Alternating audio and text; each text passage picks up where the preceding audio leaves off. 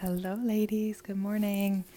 Okay, so today we're talking about what it means to be his hands and feet. And so, just to kind of reference how this relates to like a service trip, is what we would do is in the beginning of the week on the first day that we're there, or the first work day, we'll have a blessing of the hand ceremony. And so, everybody who's there, we gather together and everybody will put their hands in the sand and we'll go through the line, and that will represent just some of like the dirt, the grime, the things that you'll be doing that week, the kids that you'll hold, the hands that you'll hold, the faces you touch, the people that you'll serve, and just like the messiness of what living a life of service can often be. And then we'll go through and rinse it off, and that represents the of baptism, or the cleansing and the washing away of all of that. And that also represents, just metaphorically, the decisions that we've made, how easily it could just be washed away if we accept to have that washed away. And then we go through and we have frankincense oil, which is like a very high vibrational, almost like a portal to divine insight and blessing, and it's an anointing. And so then we all pray together and raise our hands just to heaven and say, okay, God, use me today as your hands and feet, and lead me to anybody who is in need, or lead me to somebody who I am able to help. And this really just sets this beautiful intention for the week, and then doing that every day of the week. And really that's what it is opening yourself up to be used as a true vessel just for love and service. And it's interesting because I've really been not populating these daily devotionals, because I think it's powerful when I just open to receive a message. And so this morning I wasn't even thinking about this, and had somebody call me and open up about, I don't want to like disclose too much information. What is privacy? Basically somebody I know and love very much is suffering with alcoholism and making decisions that are just causing such a domino effect, and just like the anger, the sadness, the not understanding with children, and it's just a really crappy situation for everybody. There's no positive that I can see in it right now. And so then I'm getting angry, and it's like hurt and sad, and just I want to fix it. I want to fix things, and when I can't, it's really hard for me. And so then I came home today and just still in that mellow state of just sad, and logged onto my email, and I saw I like missed the deadline yesterday for this thing for the nonprofit. So then I'm freaking out, thinking, oh my gosh, I gotta, X, Y, and Z, and just like letting it get me down in so many different ways. And so I resubmitted everything and went to go do this, and realized this concept that I've always understood on a deep level that's really hard to grasp when you're going through something.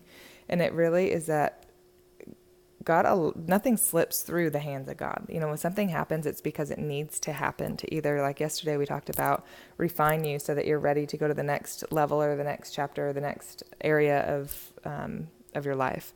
And sometimes it's so that we can understand something so deeply. We understand the pain behind something, that we are able to open up and help somebody else in a way that nobody else can. And so then I just realized in my own processing of this information, I almost let my own anger and my own sadness get to me in a way that would have, like, essentially they could have dissolved the whole nonprofit because of the government deadline. It would, and think of the kids there's hundreds of thousands of children potentially saved from situations like this through the nonprofit.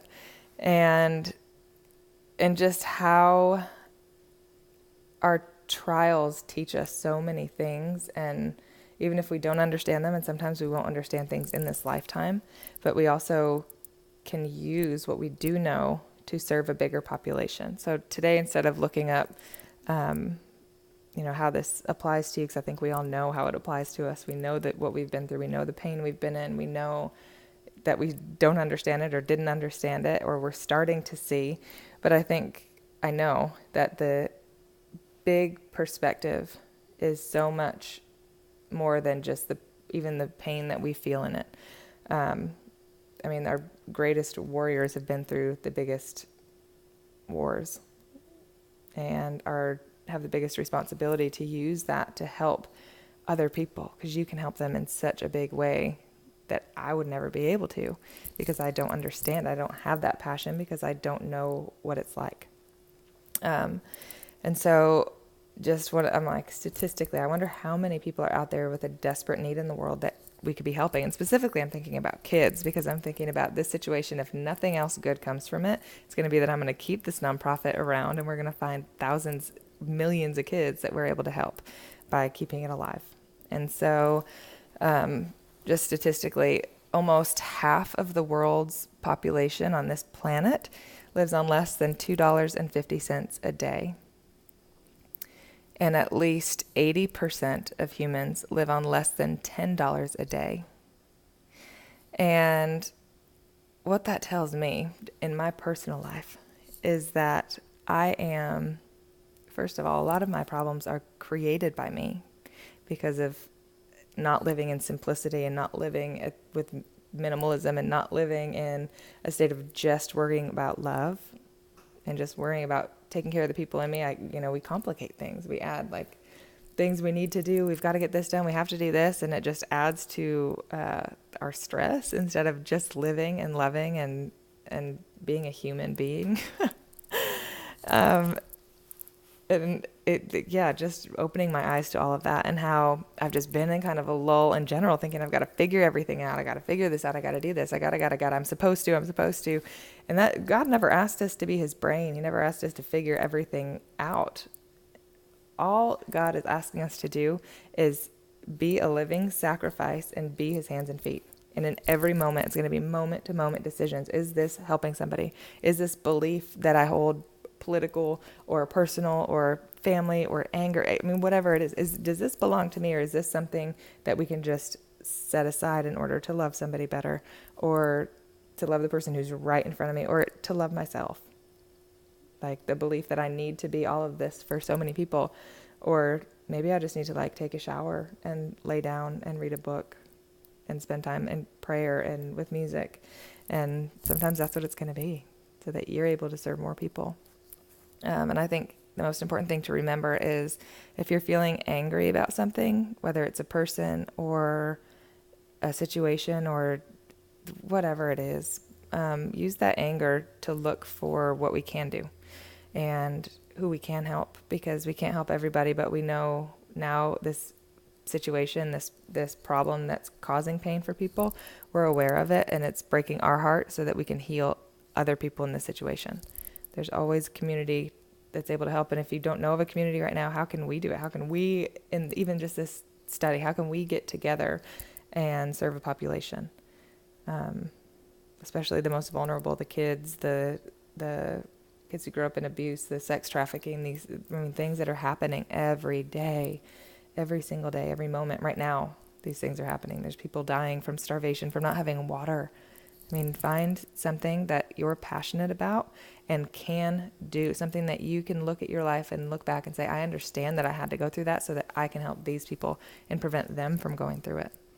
Because that's what's going to make the world a better place, not showing so-and-so why they were wrong for doing what they did, or how this is hurting so many people. Like, let's be the opposite. Like, let's not give in to more anger. Let's be the opposite of that. Let's be the hands and feet of just divine love that is so unconditional that it doesn't matter what somebody's doing, because we're just going the other path. We're not going to give in to more energy, no more energy into the negative side. Like, let's freaking love so hard that that's going to save more lives than this is ever going to touch. So I love you, girls, and I'm here for you. If you're going through anything, let's just get together and cry when we need to and make the world a better place. I love you. Mwah.